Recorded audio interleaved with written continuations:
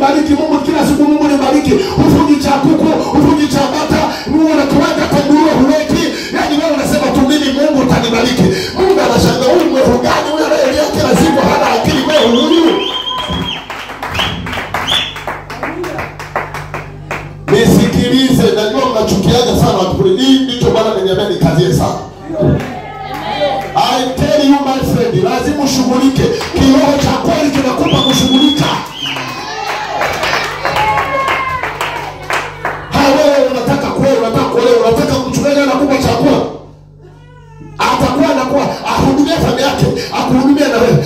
Sasa chakula mwanangu hana. Hebu tutope madebe matatu. Hadi wakati imejaa kila kona, lazima ufanye kazi ili ubarikiwe. Sema bila kwa jina la Yesu. Inaanza kupungua bila kama upepo. Twende. Maana mtu kama yule asizani ya kuwa atapokea kitu kwa Bwana. Kama una kitambaa, chukua fanya hivi. Asitupotezee lengo huyo, nimemwelewa. Fanya piga tu hivi, piga alafu endelea mawazo yawe kwangu. Wewe usipiga tu moshi unatoka. Natoka huo moshi. Na mashema sisi kazi yao watashughulika kwamba unatokea wapi, watakuja wamwambie acha kuharibu ibada. Sema bila kwa jina la Yesu. Anasema mtu kama wewe mtumishi wa Mungu asizani ya kuwa atapokea kitu kwa Bwana. Atapokea kitu kutoka kwa Bwana. Mwenye imani ya mashaka kupokea kitu kwa Bwana. Wanokole, Mungu wetu ana nguvu ya kutubariki na kutuinua hujawahi kuona. Amen.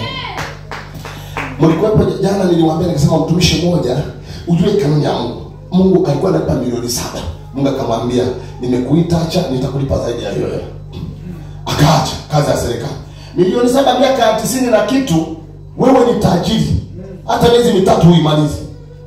Maana vitu unakuta vinauzwa shilingi 2000, yaani unakuta kilo karibu 3,000. Kilo moja inauzwa 400. Sasa wewe hela hiyo unahangaika.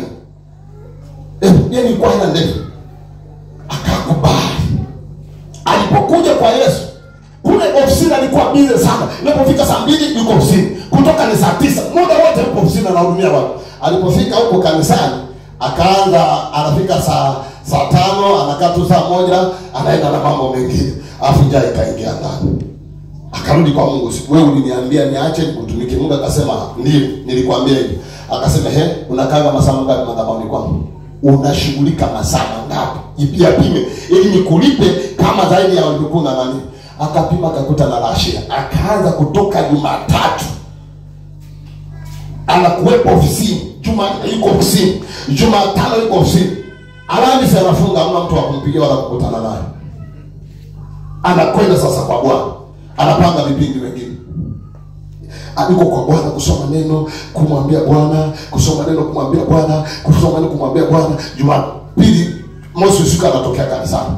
Mungu akamwambia umeanza kutimiza masaa. Akasema sasa naanza kukulipa mshahara mkubwa. Zilianza kuingia fedha ambazo hajawahi kuona. Mungu hamulipi mtu mzembe. Mungu anamlipa mtu ambaye anajali anachokifanya. Lazima ukijali. Unachofanya jali. Haujali.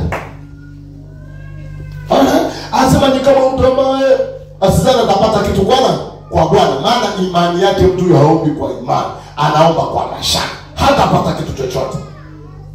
Umemaliza sio? Hebu angalia 2:18. Imani huinua huduma ya matendo. Yaani imani ipo kwa ajili ya kuinua huduma ya matendo. Nirudie tena hapo. Usikasahau hata siku moja maishani mwako. Imani huwa ipo kwa ajili ya kuinua huduma ya matendo. Yaani inasukuma matendo yaonekane, na yale matendo ndio Mungu anabariki yako kwenye yale matendo. Kwa mfano, Mungu nibariki. Mungu anabariki kazi ya mikono, kanunua kakuku. Kale kakuku ndio tunaita tendo. Ukikaleta, Mungu anachofanya analeta baraka kwa kale kakuku, kalete kuku Kuna mtu ameanza kunielewa hapo sasa. Maana mtu hawezi kuelewa kafikiri na. Sasa kanapoendelea, Mungu atakwambia sasa kanuni na dawa wanakingana. Ulokole si upumbavu, si ujinga. Ulokole ni kushughulisha kuelewa. Wewe wenzio badala anapiga madawa kwenye mahindi ya silimu. Wewe unasema Yesu atashughulika tu, Yesu atashughulika. Hebu vitu vingine usimpe Yesu ambavyo vinaonekana tu viko chini ya uwezo wako. Vingine fanya. Wewe unasema mahindi panda, weka hatua wewe unapanda kama mchele.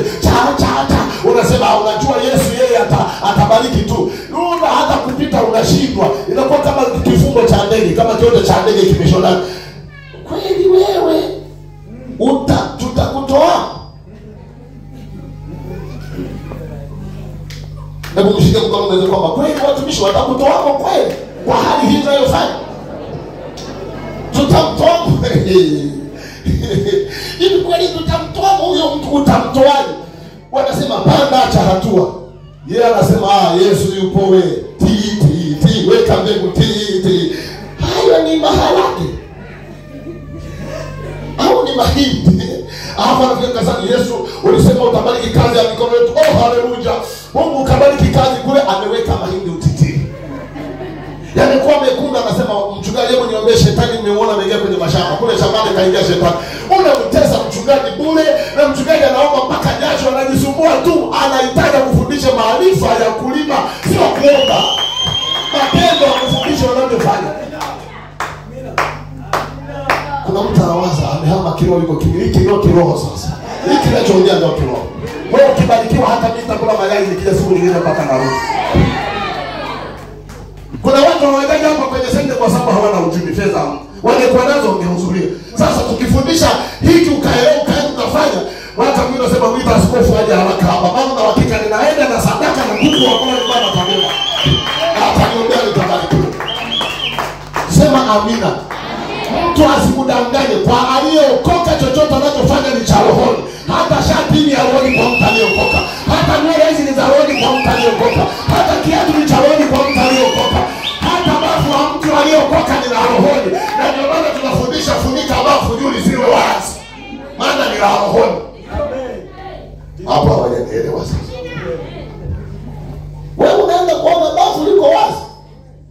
Mke wako ukomona nene, Yesu ni wangu. Wote jamaa linainuka linachungulia.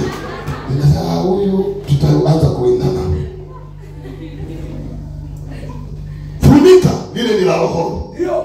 Kulala kwenye kitanda kizuri ni kiroho. Ndio. Amen. Kulalia godoro na mtumbwi katikati linasumbua kiuno, utaanza kwenda kupima mara kwa mara.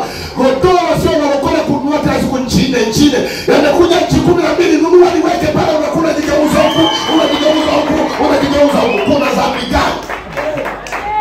Kuna dhambi gani? Umeomba umelala kazini siku umeziwa kumechoka, unahitaji kupumzika. Na kati mkako kataji, unaweka na mguu kutani kuna parasua, unaangalia duniani kunapokwenda, unasema Yesu asante. Ukigeuka linakugeuza lenyewe wewe. Eti mpaka kanunue yale transformation ile. Yaani unalalia siku ukiamka limelala lenyewe haliamki. Unasema Yesu tu hapana, Yesu wetu sio wa hivyo. Yesu ni wa kiwango. Hebu sema jina kwa jina la Yesu. Ni sisi hatutumii knowledge. Hatutumii knowledge. Mtu kama huyo atapata shida, anasema unajua mimi Mungu anibariki. Sikiza nikwambie, mimi nimegundua siri. Mungu anabariki mtu anayeshughulika. Ukianza kushughulika sana na kazi ya Mungu, hiyo malipo yako nje.